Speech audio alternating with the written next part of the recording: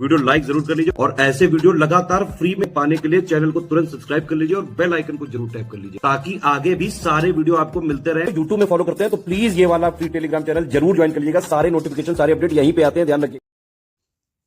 नमस्कार दोस्तों ये इंडियन पॉलिटी की लिस्टिंग है मोस्ट इम्पॉर्टेंट आर्टिकल की, ठीक है। और पार्ट भी बता दे रहा हूँ, पार्ट और आर्टिकल इस वीडियो में जानेंगे। इंग्लिश में है ये, ठीक है। हिंदी में डाल चुका हूँ, अगर हिंदी में आपको देखा नहीं है तो आप देख लो, नीचे पड़ी है, ठीक है। ये इंग्लिश वालों के लिए, भैया इंग्लिश वालों अलग से परेशान हो रहे थे कि उनको इंग्लिश में चाहिए, तो ये लीजिए आ गई। क्या याद करना है मोस्ट इंपॉर्टेंट आर्टिकल में, जो बताऊँगा बस उन्हीं आर्टिकल पर ज़्यादा फोकस करना, ठीक है। चलो, तो आज part 1 union and it's territory article 1 to 4 deal करता है। Part 1 union and it's territory 1 to 4, ठीक है। सिटीजनशिप आर्टिकल 5 से 11 में दी हुई है, ठीक है, पार्ट 2 में। फंडामेंटल राइट आर्टिकल 12 से 35 डील करते हैं पार्ट 3 में। डीपीएसपी पार्ट 4 36 से 51। और आपका फंडामेंटल ड्यूटीज 51A में है, ये ऐड हुई थी 42 कॉन्स्टिट्यूशन अमेंडमेंट एक्ट 1976। कहने का मतलब ये है 1 से लेके 51 तक के आर्टिकल, 1 से 51 के आर्टिकल सारे बहुत इंपॉर्टेंट हैं, पूरे लर्न करने हैं, ठीक है। ठीक है, तो 1 से 51 तक के आर्टिकल सारे लर्न करने पड़ेंगे। बाकी जो है वो सेलेक्टेड सिर्फ, ठीक है। चलो, तो 1 union and territory 1 to 4, part 2 citizenship 5 से 11, फंडामेंटल राइट 12 से 35, पार्ट 3 डीपीएसपी 36 से 51, फंडामेंटल ड्यूटीज 51 है, ठीक है। यूनियन गवर्नमेंट पार्ट 5 में है 52 से 151, ठीक है। यूनियन गवर्नमेंट याद रखो, पार्ट 5 आर्टिकल इसमें अभी सेलेक्टिव याद करवा दूंगा, इतना याद रखो, पार्ट 5 यूनियन गवर्नमेंट। अब ये बताओ, यूनियन गवर्नमेंट बनी है तो स्टेट गवर्नमेंट भी बनेगी, स्टेट बनेगी तो यूटीज भी बनेगी, यूटी बनेगी तो पंचायत भी बनेगी, म्यूनसिपैलिटी भी बनेगी, है ना। तो यही क्रोनोलॉजी पकड़ेंगे अपन कि पार्ट 5 यूनियन गवर्नमेंट तो पार्ट 6 स्टेट गवर्नमेंट। पार्ट 7 हटा दिया गया भैया, पार्ट 7 हटा दिया गया। पार्ट 8 यूनियन टेरिटरी, अब यूनियन टेरिटरी बन गई तो पार्ट 9 में पंचायत डाला गया, और ये डाला गया 73 कॉन्स्टिट्यूशन अमेंडमेंट एक्ट 1992, ये पता ही होगा आपको। ये 74 कॉन्स्टिट्यूशन अमेंडमेंट एक्ट 1992 में डाली गई म्यूनसिपैलिटी आपकी, ठीक है। और कोऑपरेटिव सोसाइटीज पार्ट 9B में है, ये कौन से संविधान अमेंडमेंट से आई, 97 कॉन्स्टिट्यूशन अमेंडमेंट एक्ट 2006 से आई, ठीक है। पार्ट 10 में आता है schedule and tribal area. Part 10 में शेड्यूल एंड ट्राइबल एरिया, एक बार रिवीजन कर लेते हैं फिर से।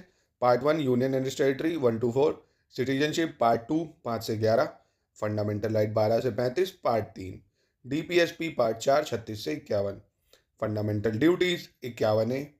Union government part 5, state government part 6, 7 हटा दिया गया। Part 8 union territory, part 9 panchayat, part 9A municipality, part 9B cooperative society, add हुई 97 कॉन्स्टिट्यूशन अमेंडमेंट एक्ट 2006 से। Schedule and tribal area part 10, ठीक, 10 पार्ट याद होगा अच्छे से। चलो, अब 11वां पार्ट डील करता है relation between union and state, relation between union and state. और रिलेशन किस चीज़ का होता है भैया हमेशा, तो रिश्ते पैसों से बनते हैं, यानी पार्ट 12 पैसे से डील करेगा, फिनेंस वगैरह से डील करेगा। Part 12 finance property contract and suits, ठीक है। फिनेंस प्रॉपर्टी कॉन्ट्रैक्ट, इतना याद रखो, काम चल जाएगा। 12 हो गया। अब फिनेंस तो तभी आएगा ना जब ट्रेड होगा, व्यापार होगा, तो पार्ट 13 ट्रेड से डील करता है, पार्ट 13 ट्रेड से, ठीक है। अब पार्ट 13 ट्रेड हो गया। पार्ट 14 बहुत इंपॉर्टेंट है, service under union and state. Part 14 service under union and state बहुत ज़्यादा इंपॉर्टेंट है। पार्ट 14A दोस्तों ट्राइब्यूनल से डील करता है, ये भी 42 कॉन्स्टिट्यूशन अमेंडमेंट एक्ट 1976 से ऐड हुआ है, ठीक है। Part 14A tribunal. पार्ट 15 बहुत इंपॉर्टेंट है, इलेक्शन से डील करता है, किससे, इलेक्शन से डील करता है। और part 16 special provision relating to certain class, part 16 special provision relating to certain class. Part 17 बहुत इंपॉर्टेंट है, ऑफिशियल लैंग्वेज से डील करता है, ऑफिशियल लैंग्वेज पार्ट 17, ठीक है। पार्ट 18 इमरजेंसी से डील कर लेगा, पार्ट 18 इमरजेंसी। पार्ट 19 में मिसलेनियस सब्जेक्ट है, पार्ट 19 मिसलेनियस। पार्ट 20 बहुत ज़्यादा इंपॉर्टेंट है, अमेंडमेंट ऑफ कॉन्स्टिट्यूशन आर्टिकल 368, ठीक है। Part 21 temporary transition and special provision. Part 21 short title, ठीक है, पार्ट 21 शॉर्ट टाइटल। चलिए एक बार रिवाइज कर लेते हैं फिर से। Part 12 finance property contract and suit. Part 13 trade commerce intercourse. Part 14 services से डील करता है, 14 tribunal, 15 election, 16 special provision, 17 official language, 18 emergency, 19 miscellaneous हो गया, 20 अमेंडमेंट, 21 टेम्पररी प्रोविजन, और 22 short title commencement authorities text in Hindi, ठीक है। तो ये पार्ट याद हो गया। चलिए अब मोस्ट इंपॉर्टेंट आर्टिकल बताता हूँ। बाकी इन सब तरीके के देखिए शॉर्ट नोट्स लेने के लिए आप स्टडी फॉर सिविल सर्विसेज पे इन नंबरों पे कांटेक्ट कर सकते हो। पूरा स्टडी मटेरियल यूपी पीसीएस 2025 का एकदम शॉर्ट नोट्स, ठीक है, सिर्फ और सिर्फ एग्जाम ओरिएंटेड कंटेंट पूरा मिल जाएगा आपको, ठीक है, चाहे प्री हो चाहे मेंस हो, ठीक है। और उसमें ग्रुप में भी ऐड हो जाओगे, आप हर समय डाउट पूछ सकते हो मेरे से या अजीत सर से, किसी से भी, ठीक है। मेरे से पर्सनली जुड़ना चाहते हो तो भी UP PCS latest news Telegram channel subscribe कर सकते हो। और ज़्यादा पर्सनल जुड़ना चाहते हो इंस्टाग्राम पे मुझे फॉलो कर सकते हो, आशीष तिवारी 1188, ठीक है। बहुत सारी सब सुविधाएं आपके लिए, बस पढ़ना है आपको, ठीक है। चलो तो पहला आर्टिकल बहुत इंपॉर्टेंट है, इस बार बहुत न्यूज़ में रहा भैया, है ना। नेम ऑफ टेरिटरी, ठीक है, name and territory of union, कि भैया इंडिया नाम होगा या भारत नाम होगा, भारत की टेरिटरी कितनी होगी, ये सब बताना है, ये सब आर्टिकल 1 में, ठीक है। आर्टिकल 2 एडमिशन और एस्टेब्लिशमेंट ऑफ न्यू स्टेट। इसका मतलब ये हुआ, मान लो मालदीव से दिमाग खराब हो गया मोदी जी का और मालदीव को भारत का हिस्सा बनाना है, तो आर्टिकल 2 के तहत बना सकते हैं जैसे सिक्किम बना था, ठीक है। तो आर्टिकल 2 में उन देशों को भारत का हिस्सा बनाया जाता है जो भारत का पार्ट नहीं है। और अब एज आर्टिकल 3 में नए राज्यों का गठन किया जाता है जो ऑलरेडी भारत में शामिल थे, जैसे तेलंगाना बना आंध्र प्रदेश से अलग होकर, राज्यों का नाम बदलना है, उनकी बाउंड्री सेट करनी है, ये सब आर्टिकल 3 में आता है, ठीक है। आर्टिकल 4 सिंपल भाषा में ये कहता है कि 2 और 3 में जो आप काम करेंगे तो आपको शेड्यूल 4 में क्या करना पड़ेगा, परिवर्तन करना पड़ेगा। क्यों? क्योंकि शेड्यूल 4 में एलोकेशन ऑफ सीट बताते हैं ना राज्यसभा की, कि राज्यसभा में सीटों का बंटवारा शेड्यूल 4 में है, ठीक है। तो अगर 2 और 3 में राज्य बनेंगे, मतलब भारत में राज्य बढ़ेंगे, तो राज्यसभा की सीटें भी बढ़ेंगी, तो ये शेड्यूल 4 में परिवर्तन करना पड़ेगा। और 2 और 3 में जो आप अमेंडमेंट कर रहे हैं वो सिंपल मेजोरिटी से होगा, संशोधन नहीं करना पड़ेगा संविधान में आपको, ठीक है। ये आर्टिकल 4 कहता है सिंपल भाषा में। Part 5 citizenship at the commencement of constitution से डील करता है, ठीक है, कि संविधान जब बना था तब सिटीजनशिप किसको किसको मिलेगी, किसको किसको नहीं, उससे डील करता है। पार्ट 6 कहता है भैया rights of citizenship of certain persons who have migrated to India from Pakistan. तो कहने का आसान भाषा में मतलब है, ऐसे बनाओ पाकिस्तान और इधर बनाओ इंडिया और ऐसे एरो बना दो, ठीक है। जो पाकिस्तान से इंडिया आया उनके लिए क्या कंडीशन होगी वो बताता है। और यही पार्ट 7 में बता देता है जो इंडिया से पाकिस्तान गए और बाद में वापस आएंगे तो क्या कंडीशन होगी, ठीक है। Right of citizenship of migrant to Pakistan, ठीक है। 8 कहता है भैया right of citizenship of certain person of Indian origin residing outside India. तो आसान भाषा में इसको शॉर्ट में लिख सकते हो, पर्सन ऑफ इंडियन ऑरिजिन दो विदेशों में रहते हैं, उनको अगर भारत की नागरिकता चाहिए तो क्या करना पड़ेगा उनको, ठीक है। जो भी भारतीय मूल के हैं, रहते विदेशों में, वहाँ के नागरिक बन गए और यहाँ के सिटीजनशिप चाहिए तो क्या कंडीशन होगी, ये पार्ट 8 कहता है, ठीक है। पार्ट 9 सिंपल भाषा में कहें तो कहता है नो ड्यूअल सिटीजनशिप। क्या कहता है? नो ड्यूअल सिटीजनशिप, ऐसे शॉर्ट में याद रखो। मतलब जैसे ही आप किसी दूसरे देश की सिटीजनशिप ले लोगे तो आपकी भारत की सिटीजनशिप छिन जाएगी, ये पार्ट आर्टिकल 9 कहता है, ठीक है। आर्टिकल 10 कहता है continuance of rights of citizenship, ठीक है। मतलब आपके सिटीजनशिप के अधिकार अगर जो आपको मिल गए वो छीने नहीं जाएंगे, वो आगे तक कंटिन्यू रहेंगे, ठीक है। पार्ट 11 कहता है पार्लियामेंट के पास अधिकार है सिटीजनशिप से तहत लॉ बनाने का, ठीक है। Parliament to regulate the right of citizenship by law, ठीक है। पार्लियामेंट जब चाहे कानून बना सकती है सिटीजनशिप से रिलेटेड, और कुछ नहीं बना सकता अंडर आर्टिकल 11। चलिए अब आर्टिकल 12 देख लेते हैं। आर्टिकल 12 डेफिनेशन देता है स्टेट की, ठीक है, और यही सेम डेफिनेशन आर्टिकल 36 में भी दी हुई है ना। तो article 12 definition of state, article 36 definition of state. अब इसका मतलब क्या है? इसका मतलब बस ये समझ लो समस्त सरकारी चीज़ें, जितनी सरकारी चीज़ें हैं ना, जैसे राज्य सरकार, केंद्र सरकार, नगर पंचायत, म्यूनसिपैलिटी, है ना, ये सब स्टेट है। स्टेट आपके फंडामेंटल राइट नहीं छीन सकती, ठीक है। चलिए आर्टिकल 13 कहता है लॉ इनकंसिस्टेंट विथ और इन डेरोगेशन ऑफ फंडामेंटल राइट। तो आसान भाषा में कहने का मतलब है कोई भी लॉ अगर आपके फंडामेंटल राइट को छीनता है तो वो उसको नल एंड वॉइड कर दिया जाएगा, पहली बात। दूसरी बात, आर्टिकल 13 लॉ की डेफिनेशन भी देता है कि लॉ होता क्या है। लॉ होता है जो केंद्र सरकार बनाती है, लॉ होता है जो राज्य सरकारें बनाती हैं, यूटीज बनाती हैं, है ना, क्योंकि यूटी में भी विधानसभा है। लॉ होता है जो प्रेसिडेंट और गवर्नर ऑर्डिनेंस पास करते हैं, वो भी लॉ होता है। Note point to be noted, constitution amendment is not a law. Constitution amendment is not a law, मतलब कॉन्स्टिट्यूशन अमेंडमेंट करके अगर आपका कोई राइट छीना जा रहा है तो वो इस डेफिनेशन में नहीं आएगा, ठीक। पर आपको पता है कॉन्स्टिट्यूशन अमेंडमेंट करके सब कुछ हो सकता है, पर आपका बेसिक स्ट्रक्चर नहीं छीना जा सकता, है ना।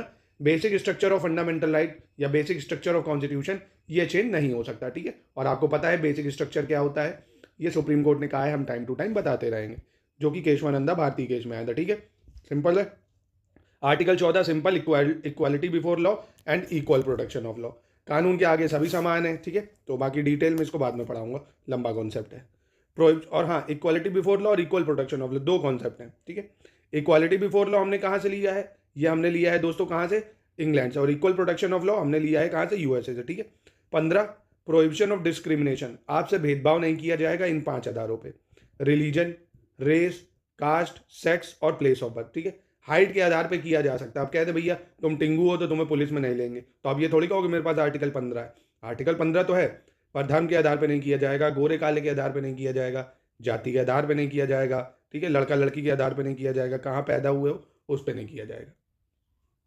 चलिए आर्टिकल 16 देख लेते हैं। आर्टिकल 16 कहता है equality of opportunity in matter of public employment, ठीक है। तो मतलब सरकारी नौकरी के लिए सभी लोग एलिजिबल हैं, तो वो सभी फॉर्म भर सकते हैं, ठीक। पब्लिक एम्प्लॉयमेंट जो भी है उसमें किसी को भी डिनाई नहीं किया जाएगा, तो ठीक है, ये हिंदू मुस्लिम वाला फैक्टर यहाँ नहीं चलता है। Equality opportunity in matter of public employment, article 16। Article 17 abolition of untouchability, मतलब अस्पृश्यता को क्या करता है, प्रोहिबिट करता है। ये 1 से 51 तक तो सारे ही याद रखने हैं। एबोलिशन ऑफ टाइटल, मतलब आप अपने नाम के आगे राजाधिराज, महाराजाधिराज ये सब नहीं लगा सकते, पर हाँ एकेडमिक टाइटल जैसे डॉक्टर, प्रोफेसर ये सब लगा सकते हो आप, ठीक है। और आर्मी के टाइटल जैसे लेफ्टिनेंट, गवर्नर, मतलब ब्रिगेडियर ये सब लगा सकते हो आप, ठीक है। चलिए 19 हमें 6 फंडामेंटल राइट देता है, freedom of speech, assembly, association, profession, है ना, राइट टू मूवमेंट, ये सब हमें 6 राइट मिलते हैं किससे, आर्टिकल 19 से। आर्टिकल 20 कहता है protection in respect of conviction for offence, मतलब मान लो कि आपने कोई क्राइम किया नहीं और आपको फंसाया जा रहा है, तो आपके पास क्या क्या उपाय हैं अपने आप को प्रूव करने के लिए। पहले इसमें आता है 20 क्लॉज 1 में आपको 24 घंटे के अंदर मजिस्ट्रेट के आगे पेश किया जाएगा, ठीक है। आपका कोई भी बयान अगर पुलिस में दिया तो वो वैलिड नहीं होगा, आपसे ज़बरदस्ती बयान नहीं लिया जा सकता, ठीक है, ये सब चीज़ें। तो कहने का मतलब इतना याद रखो, एग्जाम में काम चल जाएगा, बाकी डिटेल में मेंस के लिए पढ़ा दूंगा। 21 protection of life and personal liberty, तो इसका नाम से ही पता चल रहा है राइट टू लाइफ। 21 है राइट टू एलिमेंट्री एजुकेशन, ठीक है, ये कंपलसरी एजुकेशन है सबके लिए। 22 कहता है protection against arrest and detention, ठीक है, प्रिवेंटिव डिटेंशन, पुनिटिव डिटेंशन, 2 टाइप के डिटेंशन इसमें आते हैं, ठीक है। अभी के लिए इतना याद रखिए बस। Prohibition of traffic in human being, मतलब देह व्यापार, ह्यूमन ट्रैफिकिंग को प्रोहिबिट करता है आर्टिकल 23, ठीक है। आर्टिकल 24 बच्चों की इंप्लॉयमेंट जो कि फैक्ट्रीज में होती है, जैसे सिगरेट की फैक्ट्री, बीड़ी की फैक्ट्री, बम की फैक्ट्री, यहाँ बच्चों के एम्प्लॉयमेंट को मना किया जाता है हैजार्डस एक्टिविटीज़ में। आर्टिकल 25 हमें फ्रीडम देता है conscience, free profession, practice and propagation of religion, हमें अपने धर्म को कैसे क्या करना है उसकी पूरी आज़ादी देता है, ठीक है। आप कुछ भी लॉकेट पहनिए, माला पहनिए, टोपी पहनिए, ये सब आज़ादी हमें आर्टिकल 25 देता है, ठीक है। Article 26 right to manage religious affairs, हमको अपने धर्म को कैसे मैनेज करना है ये हमें पूर्ण स्वतंत्रता है। देखा ना आर्टिकल 22 जनवरी को क्या हुआ, हर गली में पांडाल लगे, हर गली में हुआ, है ना, तो ये हमें आज़ादी आर्टिकल 26 से मिल रही है। आर्टिकल 27 इसी धर्म को टैक्स से फ्री रखा गया, freedom as to payment of taxes for promotion of religion, ठीक है, तो फ्रीडम मिली है for promotion of religion tax से, ठीक है। 28 हमें फ्रीडम है अटेंडेंस की एट अ रिलीजियस इंस्ट्रक्शन और religious worship in certain educational institution, मान लो आप स्कूल में हिंदू हो और आपको नमाज पढ़वाई जा रही है तो आप बिल्कुल मना कर सकते हो, ठीक है। और यही सेम काम मुस्लिम भी कर सकते हैं, उनको जय श्री राम क्यों जबरदस्ती बोलवाया जाए, ठीक है। तो ये आर्टिकल 28 कहता है। आर्टिकल 29 कहता है protection of interest of minorities, ठीक है, माइनॉरिटीज़ के जितने इंटरेस्ट है उनको प्रोटेक्ट किया जाएगा। आर्टिकल 30 कहता है right of minorities to establish and administer educational institution, ठीक है, माइनॉरिटीज़ को राइट है अपने अपने जो भी एजुकेशनल इंस्टीट्यूशन उनको मैनेज करने के लिए, ठीक है। आर्टिकल 31 को हटा दिया गया है। 31A इंपॉर्टेंट नहीं है, छोड़ सकते हो, बी भी इंपॉर्टेंट नहीं है, सी भी नहीं है, डी भी नहीं है, ठीक है। 32 बहुत ज़्यादा इंपॉर्टेंट है, रिट पावर है ना। आर्टिकल 32 पूछेगा क्या है, तो भैया रिट पावर है सुप्रीम कोर्ट में, कि मतलब अगर आपके फंडामेंटल राइट हार्म होते हैं तो आप डायरेक्टली सुप्रीम कोर्ट जा सकते हैं, जिसके थ्रू 5 रिट इशू होती है, हेबियस कॉर्पस मैंडेमस, सर्शियोररी, को वारंटो, है ना, और फॉर नहीं हेबियस कॉर्पस मैंडेमस, सर्शियोररी, को वारंटो, एक और होती है मैं नाम भूल गया, चलो। Remedies for enforcement of fundamental rights including article 32 हो गया, ठीक है, तो ये आर्टिकल 32 हो गया। Next power of parliament to modify the fundamental right in their application of forces, ये बहुत इंपॉर्टेंट है कि मतलब जो भी सेना के लोग हैं ना उन पे सारे फंडामेंटल राइट नहीं लगेंगे, ठीक है। मतलब उनको अब ये कहते हैं यार वॉर हो रही है, उनकी राइट टू लाइफ और युद्ध नहीं लड़ेंगे तो फिर कैसे काम चलेगा। तो उनको इस चीज़ से एक्सेप्शन दी गई है आर्टिकल 33 में, ठीक है, याद रखिएगा इसको। और यही मार्शियल लॉ से डील करता है आर्टिकल 34, ठीक है, मिलिट्री रूल, जो कि देखते हो ना मिलिट्री कूप हो जाता है पाकिस्तान वगैरह में, तो इसमें आपको याद रखना है, मतलब ये वाला याद रखना है और ये बाकी ये जो क्रॉस मारे ये नहीं। Legislation to give effect to some provision of fundamental right, ये आर्टिकल 35 में, ठीक है। चलिए अब डीपीएसपी के जो मोस्ट इंपॉर्टेंट है वो बताऊंगा दोस्तों, उसको अच्छे से लर्न कर लेना है, ठीक है। चलो डेफिनेशन ऑफ स्टेट वही सेम आर्टिकल 36 में दी है। Application of the directive principle 37 में है, इतना कुछ खास नहीं है।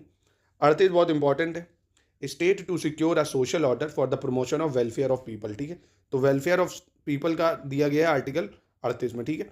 सरकार को सारे वो काम करने हैं जिससे जनता का वेलफेयर हो। आर्टिकल 39 इंपॉर्टेंट है, certain principle of policy to be followed by state, कि हर एक स्टेट को मतलब सरकारी संस्थानों को कुछ पॉलिसीज कुछ गाइडलाइंस फॉलो करनी ही करनी है, ठीक है। और आपको पता है डीपीएसपी जस्टिसिएबल नहीं है, मतलब अगर इसके प्रोविजन को सरकार फॉलो नहीं करती तो आप कोर्ट नहीं जा सकते हो, ठीक है। वेरएज फंडामेंटल जस्टिसिएबल है, आप कोर्ट जा सकते हो। चलो 39 ये कहता है equal justice and free legal aid, बहुत ज़्यादा इंपॉर्टेंट है, बहुत ज़्यादा। Equal justice and free legal aid article 39 है। Organisation of village panchayat most important है, देखिए सारे ना याद करने हैं ना पूछता है ना याद किए जा सकते हैं, ठीक है। Equal justice and free legal aid important 39 है। Organisation of village panchayat 40 important. Right to work, right to education, right to public assistance in certain case most important article 41, ठीक है। तो कहने का मतलब 39, 40, 41 बहुत इंपॉर्टेंट है। 41 राइट टू वर्क कहता है, 39 से equal justice and free legal add कहता है, और 40 विलेज पंचायत। इसको याद करते करते आर्टिकल 21 मत भूल जाना, आर्टिकल 20 मत भूल जाना, बहुत इंपॉर्टेंट है, ठीक है। आर्टिकल 20 कहता है protection with respect to conviction for offence. 21 right to life, ठीक है। 22 क्या है भैया, ये कमेंट में बताओ अगर याद हो तो। चलो provision for just and humane condition of work, ये भी बहुत इंपॉर्टेंट है।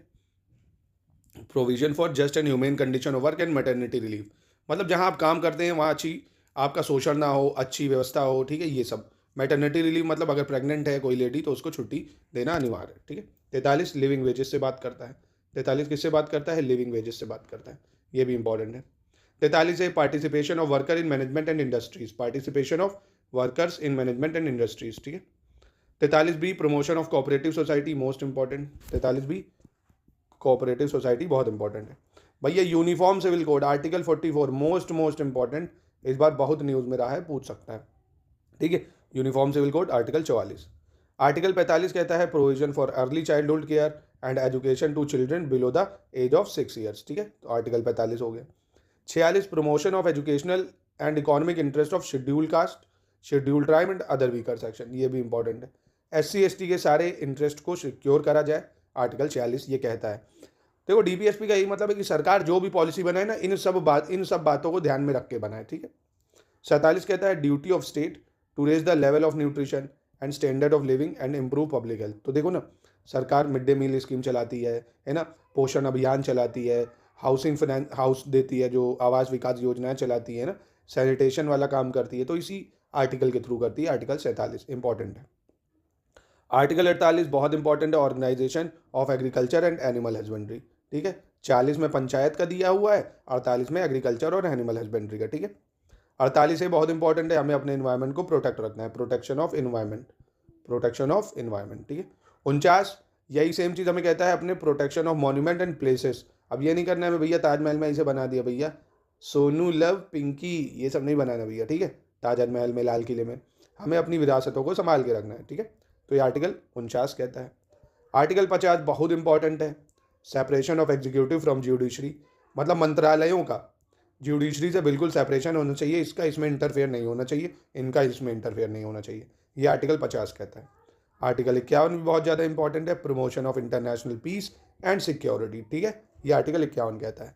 तो ये 1 से 51 कितने लर्न करने हैं, बहुत इंपॉर्टेंट जो बताएं उसको करना है। अब सिर्फ सेलेक्टिव करने होंगे, वो मैं बता रहा हूँ।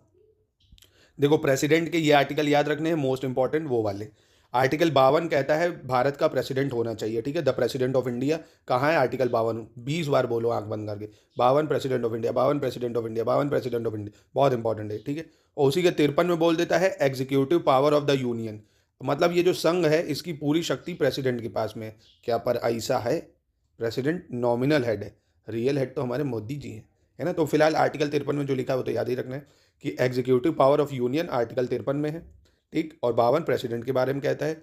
54 कहता है कि इलेक्शन ऑफ प्रेसिडेंट, की प्रेसिडेंट को इलेक्शन द्वारा चुना जाएगा। और इलेक्शन में कौन कौन पार्ट लेता है ये तो आपको पता ही होगा, ठीक है। दोनों सदनों के मतलब लोकसभा राज्यसभा के मेंबर, राज्यसभा के नॉमिनेटेड मेंबर को हटा दो, विधानों के जो विधानसभाएं हैं उनके मेंबर, ठीक है, विधान परिषद के नहीं। दूसरे हो गए आपके, ये समझो जो दिल्ली और पुडुचेरी है वहाँ पे जो विधानसभा है उसके मेंबर, ठीक है। चलिए, manner of election of president की बात करें तो ये आर्टिकल 55 में है कि कैसे होगा proportional representation by single transferable vote, ये आर्टिकल 55 कहता है। आर्टिकल 56 उसके टर्म के बारे में बताता है कि 5 साल टर्म होगा, ठीक है। 57, 58 ये थोड़ा हल्के हैं, इनको छोड़ सकते हो। 60 बहुत ज़्यादा इंपॉर्टेंट है, ओथ पावर ऑफ प्रेसिडेंट, ठीक है।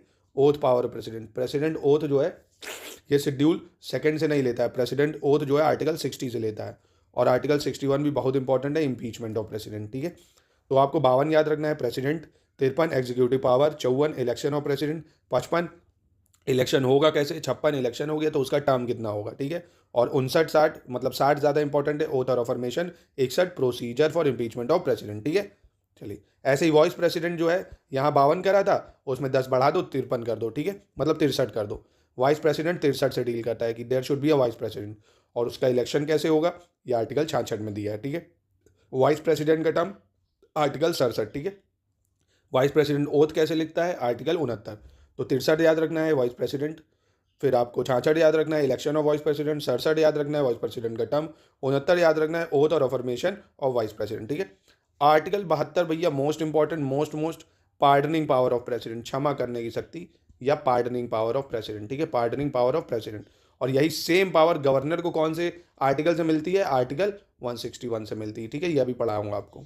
चलो, तो इसमें ये हो गया। अब आपको क्या याद रखना है, अब आपको 74 याद रखना है, आर्टिकल बहुत इंपॉर्टेंट है, आर्टिकल 74 कि काउंसिल ऑफ मिनिस्टर होनी चाहिए to aid and advise president, ठीक है। Council of minister to aid and advise president, ठीक है, ये आर्टिकल 74 है। अब एक चीज़ मुझे ये बताओ, क्या ये एडवाइस बाइंडिंग होगी, ये कमेंट में बताओ ज़रा। क्या काउंसिल ऑफ मिनिस्टर जो एडवाइस देगा प्रेसिडेंट को वो बाइंडिंग होगी प्रेसिडेंट पे? कमेंट में प्लीज़ अभी पॉज करके तुरंत बताओ, पहले इंपॉर्टेंट है ये। Other provisions to as to minister, ये आर्टिकल 75 है, ठीक है। काउंसिल ऑफ मिनिस्टर की बात करता है इनडायरेक्टली आर्टिकल 75 में, ठीक है, बहुत इंपॉर्टेंट है 74, 75। 76 भैया मोस्ट जितना मोस्ट लगा उतना कम है, अटॉर्नी जनरल ऑफ इंडिया से बात करता है, article 76 attorney general of India, ठीक है। 77 कोई मतलब नहीं है। 78 इंपॉर्टेंट है, ड्यूटीज़ ऑफ पीएम, ठीक है, ड्यूटी है पीएम की टू कि प्रेसिडेंट को हर चीज़ के बारे में क्या करना, इन्फॉर्मेशन देना, ठीक है, प्रेसिडेंट को इन्फॉर्मेशन देना, ड्यूटीज़ ऑफ पीएम। तो बस आर्टिकल 78 इंपॉर्टेंट है, duties of PM to inform president, ठीक है, इंपॉर्टेंट है। अब आ जाओ पार्लियामेंट के मोस्ट इंपॉर्टेंट आर्टिकल देख लेंगे, ठीक है, एक बार इसको देख लो फिर से। 74, 76 और 75 और आपका 76, 78, ठीक है, ये इंपॉर्टेंट है। चलो, पार्लियामेंट, कॉन्स्टिट्यूशन ऑफ पार्लियामेंट कहता है भैया 79। Composition of council of state, ये इंपॉर्टेंट है। काउंसिल ऑफ स्टेट का मतलब दोस्तों राज्यसभा की बात कर रहा है, तो इनडायरेक्टली अगर आपसे पूछे राज्यसभा कौन से आर्टिकल में, तो आप बताओगे आर्टिकल 80, ठीक है। 81 हाउस ऑफ पीपल मतलब किसकी बात कर रहा है, लोकसभा की, तो लोकसभा कहाँ दिया हुआ है, आर्टिकल 81 में, ठीक है। राज्यसभा 80, लोकसभा 81, राज्यसभा 80, लोकसभा 81, ठीक है। ये बहुत इंपॉर्टेंट है भैया 82। 82 कहता है जब भी जनगणना होगी तो लोकसभा और राज्यसभा की ही सीटों में भी परिवर्तन किया जाएगा, ठीक है, रीएडजस्टमेंट आफ्टर ईच सेंसस। अब एक और सवाल आ गया, अगर आप पॉलिटी धारक हो भैया, ये बताओ अभी जो सीटें हैं वो कौन से सेंसस के हिसाब से चल रही हैं, कौन से सेंसस के हिसाब से चल रही हैं, बताइए जरा। चलिए, duration of house of parliament, ये आर्टिकल 83 कहता है कि हाउस ऑफ पार्लियामेंट का ड्यूरेशन क्या होगा, ठीक है। क्वालिफिकेशन की बात करें मेंबर ऑफ पार्लियामेंट की, ये 84 में है। सेशन ऑफ पार्लियामेंट बहुत ज़्यादा इंपॉर्टेंट है, बहुत इंपॉर्टेंट। सेशन ऑफ पार्लियामेंट जो लगते हैं ना, budget session, monsoon session, winter session, ठीक है, तो ये सेशन काफ़ी इंपॉर्टेंट है, ये आर्टिकल 85 में दिया है। प्रोरोगेशन एंड डिसोल्यूशन, प्रोरोगेशन ये प्रोरोग कौन करता है सेशन को, प्रेसिडेंट, डिसॉल्व भी कौन करता है, प्रेसिडेंट, ठीक है। प्रोरोगेशन का मतलब क्या होता है दोस्तों, कि जब उस सेशन को क्या कर देते हैं भैया, ये सेशन प्रोरोग हो गया, मतलब अब ये बजट सेशन मान लो चल रहा है, तो प्रेसिडेंट उसके आखिरी दिन आएगा, कहेगा प्रोरोग द सेशन, अब मिलेंगे हम लोग नेक्स्ट सेशन में, ठीक है। और वेर एज डिसोल्यूशन में कहेगा डिसॉल्व, अब मिलेंगे नेक्स्ट इलेक्शन के बाद, ठीक है। तो ये प्रेसिडेंट करता है आर्टिकल 85 में। 86 right to president to address and send message to house, important है, आर्टिकल 86 बहुत इंपॉर्टेंट है। 87 भी बहुत इंपॉर्टेंट है, special address by president, special address by president 87 में। तो ये कहने का मतलब है आंख बंद करके 4-5 बार रखना पड़ेगा, 87, 85, 84, 83, 80, ठीक है, ये बहुत इंपॉर्टेंट है। स्पेशल एड्रेस बाय प्रेसिडेंट पूछ ले क्या है, तो आपके मन में तुरंत जवाब होना चाहिए आर्टिकल 87, ठीक है।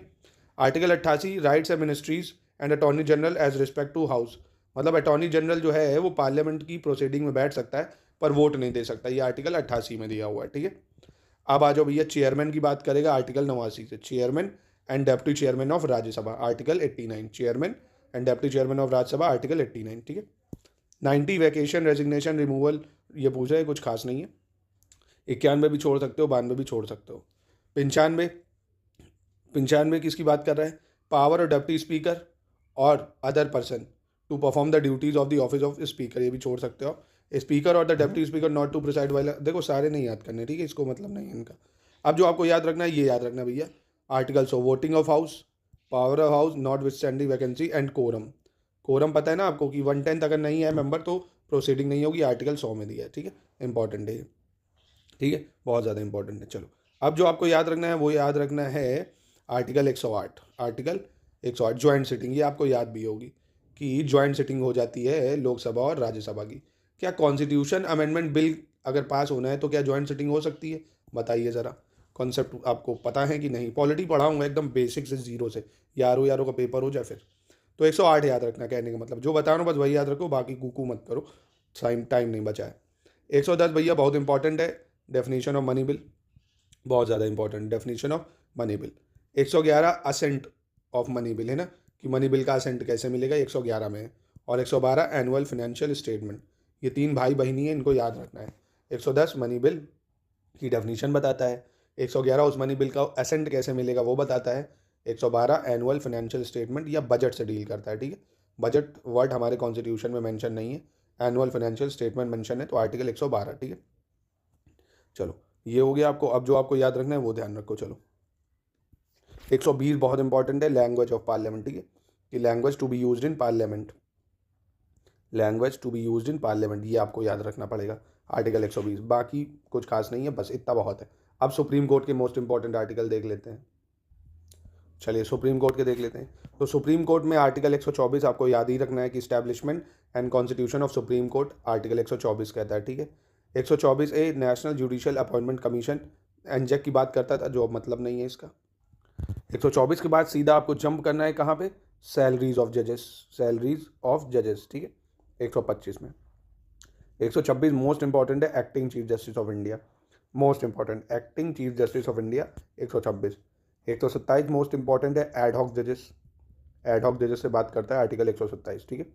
128 अटेंडेंस ऑफ रिटायर्ड जज at sitting of the supreme court, बहुत इंपॉर्टेंट है कि अगर रिटायर हो गए तो भी उनकी अटेंडेंस लगाई जा सकती है, यानी 25, 26, 27, 28 बहुत इंपॉर्टेंट है, ठीक है। 29 बहुत इंपॉर्टेंट है, क्या कहता है, supreme court to be court of record, हर चीज़ की प्रोसीडिंग रिकॉर्ड होगी आगे के लिए, ठीक है, supreme court to be a court of record.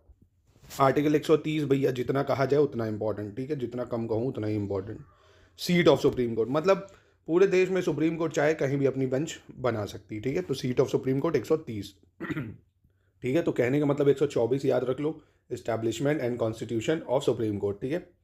दूसरा 100 आपको याद रखना है 25 सैलरीज ऑफ जजेस, 126 acting chief justice, 127 ad hoc जजेस, 128 रिटायर्ड सुप्रीम कोर्ट जज सुप्रीम कोर्ट में वापस सिटिंग कर सकते हैं, 129 supreme court to be a court of record, 130 130 seat of supreme court, ठीक है। 131 बहुत इंपॉर्टेंट है, original jurisdiction of supreme court, original jurisdiction of supreme court most important है, 131 से हट चुका है, कोई मतलब नहीं है। 132 बहुत इंपॉर्टेंट है, अपीलिएट ज्यूरिसडिक्शन की बात करता है, ठीक है, और ये 3 तरह का होता है, appellate jurisdiction of supreme court in appeal from high court in certain cases, ठीक है, मतलब हाई कोर्ट के बाद जब आप सुप्रीम कोर्ट में अपील करते हैं तो 132 आर्टिकल डील करता है उससे, अपील ज्यूरिसडिक्शन, ठीक है। अब ये 2 तरीके का होता है भैया, एक अपीलिएट ज्यूरिसडिक्शन होता है सुप्रीम कोर्ट का हाई कोर्ट से सिविल मैटर में, जो कि आर्टिकल 133 में दिया है। दूसरा होता है क्रिमिनल मैटर में अपीलिएट ज्यूरिसडिक्शन, जो कि आर्टिकल 134 में दिया है, ठीक है। तो ये बहुत इंपॉर्टेंट है, इसको स्क्रीनशॉट लेके याद रख लो। 134 क्रिमिनल मैटर, 133 सिविल मैटर और 132 अपीलिएट ज्यूरिसडिक्शन, 132, 33, 34 एक साथ रहेंगे, ये अपीलिएट ज्यूरिसडिक्शन है, ये अपीलिएट ज्यूरिसडिक्शन सिविल मैटर में है, ये क्रिमिनल मैटर में। 134 है certificate for appellate supreme court, कोई मतलब नहीं है, इतना खास नहीं है। 135 jurisdiction and power of federal court under certain existing law, special leave to appeal by supreme court, ये इंपॉर्टेंट है। 136 special leave to appeal by supreme court, ठीक है, काफ़ी ज़्यादा इंपॉर्टेंट है ये। 137 छोड़ सकते हो। 138 related to the supreme court extended jurisdiction छोड़ सकते हो। Conferment of the supreme court issue certain dates अभी छोड़ सकते हो, छोड़ सकते हो, छोड़ सकते हो, छोड़ सकते हो, ठीक है। तो बस सुप्रीम कोर्ट में मैंने जो बताए इनको आपको लर्न करना है। Power of president to consult supreme court most important है, यही ढूंढ रहा था मैं। आर्टिकल 143 मोस्ट इंपॉर्टेंट, मतलब सुप्रीम कोर्ट की जब भी चाहेगा प्रेसिडेंट अपना क्या ले सकता है, उनसे एडवाइस ले सकता है और वो एडवाइस उस पर बाइंडिंग नहीं होगी, ठीक है। तो प्रेसिडेंट की ये पावर है कि आर्टिकल 143 के थ्रू वो सुप्रीम कोर्ट से कभी भी कंसल्ट कर सकता है, एडवाइस ले सकता है, ठीक है। 144 civil and judicial authorities to act in aid of the supreme court, कोई मतलब नहीं है, इतना समय नहीं है आपके पास, तो बस आपको ये याद रखना है। 143, 136, ठीक है, 34, 33, 32, 31, 29, 28, 27, 26, 25, 24, ठीक है। सुप्रीम कोर्ट में बस ये याद रखना है। चलिए 148 जितना कहूँ उतना कम इंपॉर्टेंट, कैग के बारे में डील करता है, ये आता ही आता है, अभी PYQ भी दिखा दूंगा। आर्टिकल 148 कैग से डील करता है, किससे, कैग से, कंट्रोलर एंड ऑडिटर जनरल, ठीक है। 129 ड्यूटीज़ ऑफ कैग बताता है, ठीक है, ड्यूटीज़ ऑफ कैग। और 150 form account of union state, कोई मतलब नहीं, बस इसमें 148 याद रखना है बस, ठीक है, काम हो जाएगा इतने से। तो आर्टिकल 152, अब हम लोग गवर्नर के मोस्ट इंपॉर्टेंट आर्टिकल जो है वो बताऊंगा, बस उतना ही याद रखना है। 152 डेफिनेशन ऑफ स्टेट, तो ये तो हम लोग उसमें भी पढ़ चुके हैं, 12 में भी पढ़ चुके हैं, 36 में भी पढ़ चुके हैं, 152 भी यही कह रहा है, तो कोई मतलब नहीं है। 153 इंपॉर्टेंट है, पूछ लेगा गवर्नर ऑफ स्टेट भैया कौन से आर्टिकल में है, तो आप बताओगे आर्टिकल 153 इंपॉर्टेंट है, पहली चीज़ गवर्नर ऑफ स्टेट आर्टिकल 153, ठीक है। प्रेसिडेंट पूछ ले तो क्या बताओगे दोस्तों, प्रेसिडेंट अभी बताया था, आर्टिकल 52 बता दोगे, ठीक है, प्रेसिडेंट 52 है, गवर्नर 153 है, ठीक है। एग्जीक्यूटिव पावर ऑफ स्टेट, जैसे एग्जीक्यूटिव पावर ऑफ यूनियन 54 में थी, ऐसे एग्जीक्यूटिव पावर ऑफ स्टेट 154 में हो जाएगी, ठीक है, बस 100 ज़्यादा है। अपॉइंटमेंट ऑफ गवर्नर 155 आर्टिकल से होता है, ये इंपॉर्टेंट है। गवर्नर का अपॉइंटमेंट जो होता है अंडर आर्टिकल 155 होता है, ठीक है। 156 term of office of governor, कि गवर्नर के ऑफिस का टर्म क्या होगा, है ना, ये भी इंपॉर्टेंट है। तो अभी आपको कितने मिले, 3। 153 governor of state, 154 executive power of state, 155 appointment of governor, 156 term of office of governor, ठीक है। 157 क्वालिफिकेशन बताता है गवर्नर के लिए भैया क्या होनी चाहिए। 158 कंडीशन बताएगा गवर्नर के लिए क्या होनी चाहिए, तो ये कुछ खास नहीं है, जो लाल वाले वो इंपॉर्टेंट है। ओथ पावर गवर्नर की बहुत इंपॉर्टेंट है, आर्टिकल 59, वायरस प्रेसिडेंट आर्टिकल 60 से लेता है, ऐसे ही गवर्नर आपका आर्टिकल 159 से ओथ लेता है, ठीक है, ये इंपॉर्टेंट हो जाएगी। आर्टिकल 161 मोस्ट इंपॉर्टेंट हो जाएगा, पार्डनिंग पावर ऑफ गवर्नर, यही पार्डनिंग पावर प्रेसिडेंट की आर्टिकल 72 में दी है, गवर्नर की आर्टिकल 161 में दी है, मोस्ट इंपॉर्टेंट हो जाएगा ये, ठीक है। बाकी कुछ खास नहीं है, बस ये वाले याद रख लो, ठीक है। चलिए अब जो आपने काउंसिल ऑफ मिनिस्टर केंद्र में पढ़ी है वही राज्य में है। केंद्र में जो 74 से पढ़ रहे थे, यहाँ 163 से आ जाएगी कि council of minister to aid and advise governor, यही काम PM करेगा केंद्र में आर्टिकल 74 के थ्रू। और जो अदर प्रोविजन है काउंसिल ऑफ मिनिस्टर राज्यों में वो 164 है, वहाँ पे 75 था। Advocate general for the state most important है ये, एडवोकेट जनरल, वहाँ अटॉर्नी जनरल था जो कि आर्टिकल 76 में था, यहाँ एडवोकेट जनरल है स्टेट में 165 आर्टिकल से, मोस्ट इंपॉर्टेंट। बस ये 3 आर्टिकल एकदम ऐसे मक्खन की तरह चाट लो इसको। चलो स्टेट लेजिस्लेचर से सवाल आता नहीं है, ठीक है, तो इससे कम ही देखेंगे, इसमें से सवाल बहुत ही कम आता है, स्टेट लेजिस्लेचर नहीं, पार्लियामेंट से सवाल आते हैं, तो अभी इसको हम लोग इस समय के लिए तो स्किप करें क्योंकि अभी इतना टाइम नहीं है। अब जो इंपॉर्टेंट है वो बताऊँगा आपको। जो मनी बिल केंद्र में डील करता है ना, वही मनी बिल राज्यों में 199 से करता है, ठीक है, वहाँ पे 110 से कर रहा था, वहाँ पे असेंट 111 में है, यहाँ पे असेंट 200 में है, ठीक है।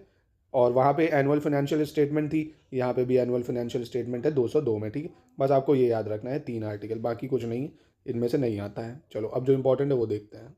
अब जो इंपॉर्टेंट आर्टिकल है वो है हाई कोर्ट के, ठीक है, जो बताएं बस इसी को कर लो, अभी PYQ दिखा दे रहा हूँ, अपने आप पता चल जाएगा, ठीक है। तो ये इंपॉर्टेंट है अब हाई कोर्ट के, जैसे सुप्रीम कोर्ट 124 में था, ऐसे ही हाई कोर्ट है 214 में, ठीक है, 214 हाई कोर्ट।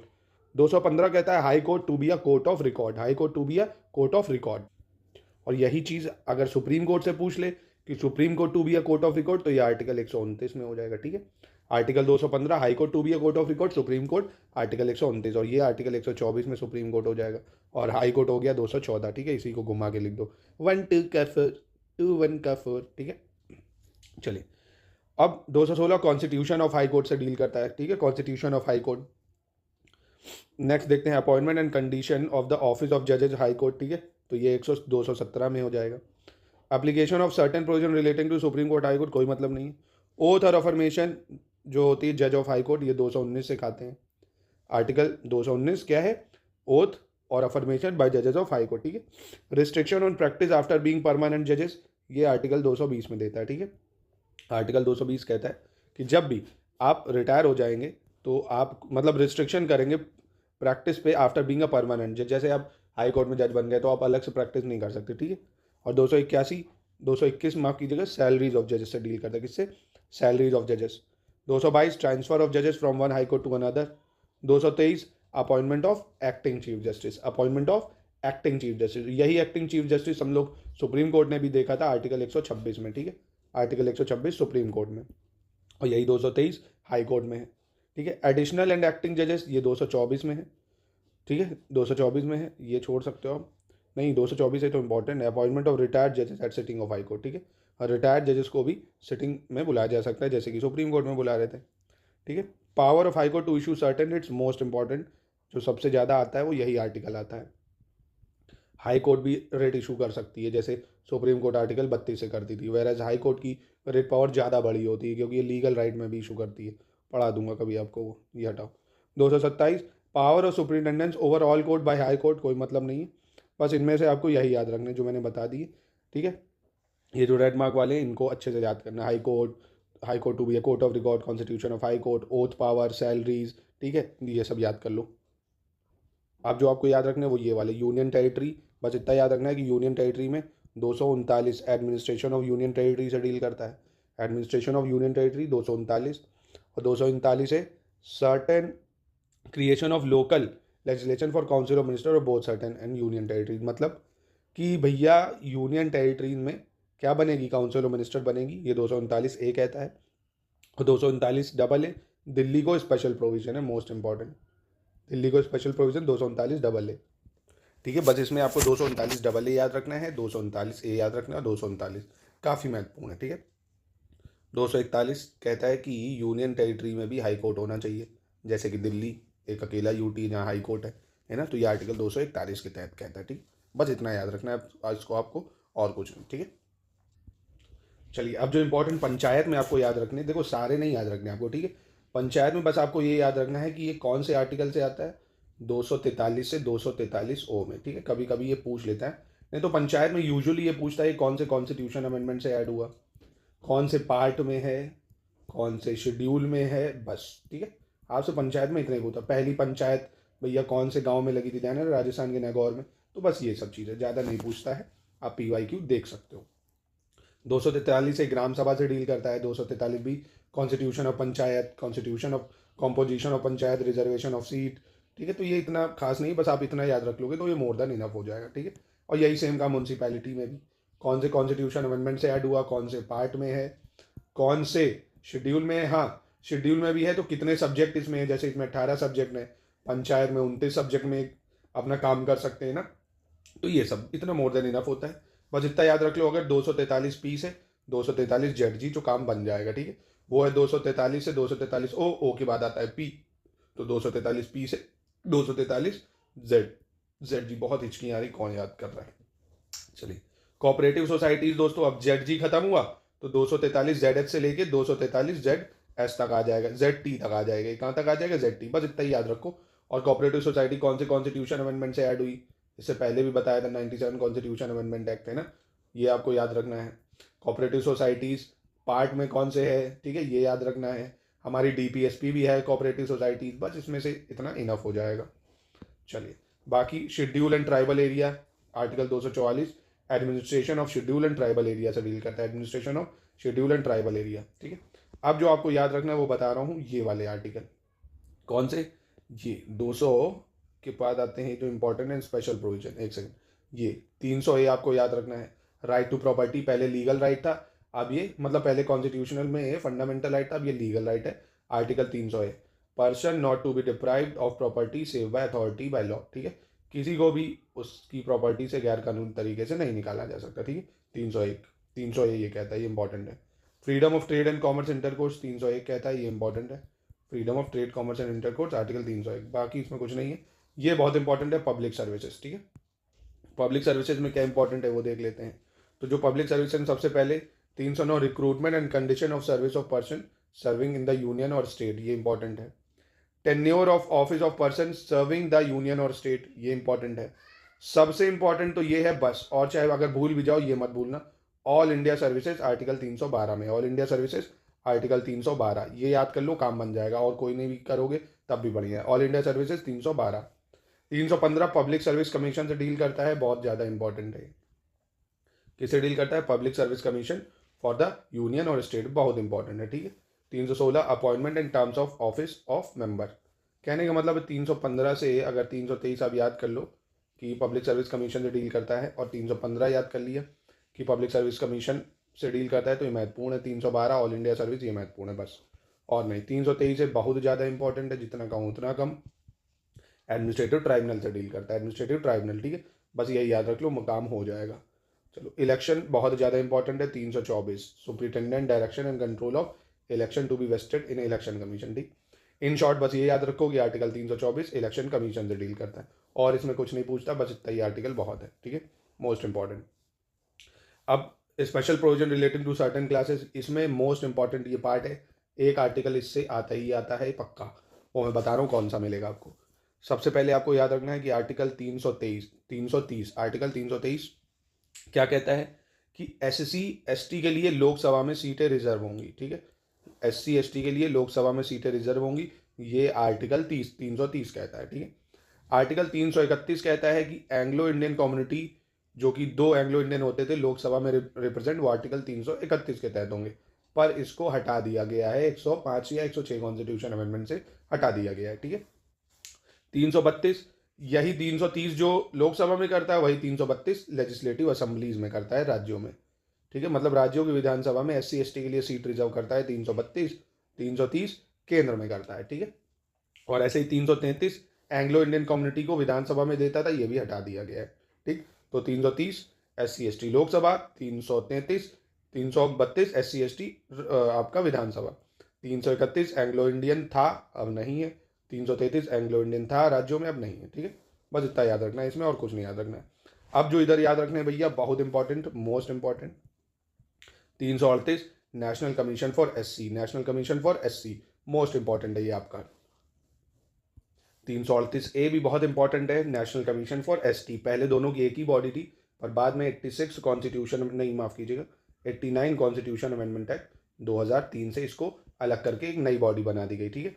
ऐसे ही national commission for backward class, ये 102 कॉन्स्टिट्यूशन अमेंडमेंट से आई, ठीक है। तो 102 कॉन्स्टिट्यूशन अमेंडमेंट से आया national commission for backward class, 338B और 338A national commission for ST, ठीक है, और 338 नेशनल कमीशन फॉर SC। ये तीनों भाई बहन हैं, इनके आर्टिकल आते रहते हैं एग्जाम में, याद रखिएगा, ठीक है, और कुछ नहीं याद रखने की ज़रूरत है इसमें। अब जो आपको याद रखना है वो बताता हूँ। ऑफिशियल लैंग्वेज बहुत इंपॉर्टेंट है, ये वाला article, article 343 official language of the union, official language of the union article 343, ठीक है, बहुत इंपॉर्टेंट है। दूसरा जो आपको इसमें याद रखना है 345 official language of the state. Union की क्या लैंग्वेज होगी, ये 343 में है, राज्य की क्या लैंग्वेज होगी, ये 345 में है, ठीक है। सुप्रीम कोर्ट और हाई कोर्ट में कौन सी भाषा यूज़ की जाएगी, आर्टिकल 348 में है। ये 3 आर्टिकल बहुत ही ज़्यादा इंपॉर्टेंट है। 43 यूनियन की बताता है, 45 विधानसभाओं की बताता है, 48 कोर्ट की बताता है, ठीक है। और 351 डायरेक्टिव्स देता है for development of the Hindi language, बहुत इंपॉर्टेंट है कि एकमात्र लैंग्वेज ऐसी है जिसके डेवलपमेंट के लिए संविधान में दिया हुआ है, आर्टिकल 351 में, ठीक है, directive for development of Hindi language. अब आता भैया most important article emergency provisions के, जो हमें याद रखने हैं।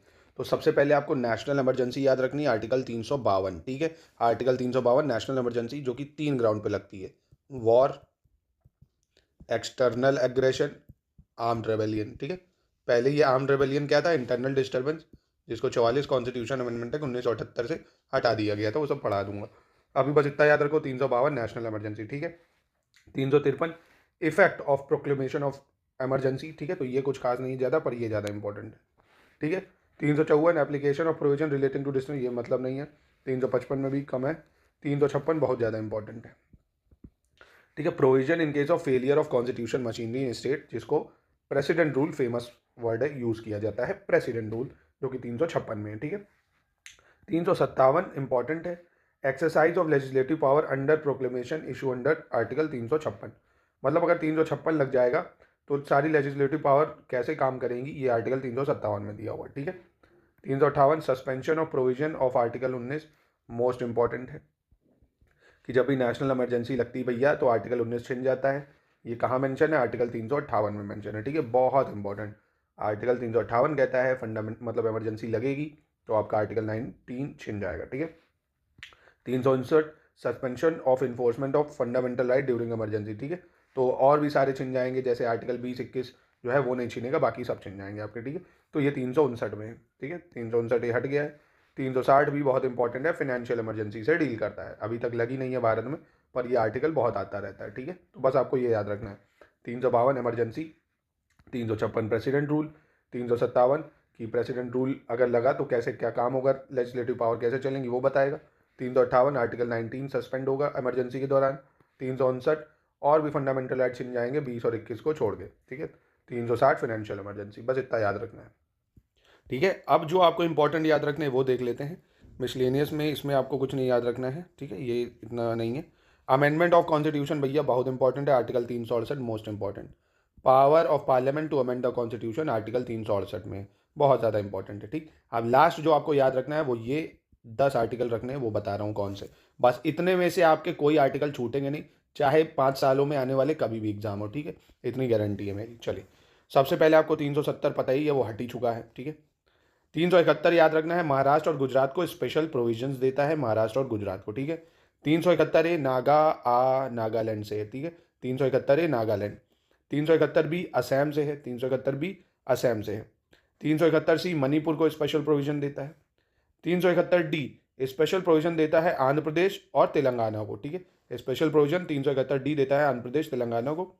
ई देता है एस्टैब्लिशमेंट ऑफ सेंट्रल यूनिवर्सिटी इन आंध्र प्रदेश, ठीक है, establishment of central university in Andhra Pradesh.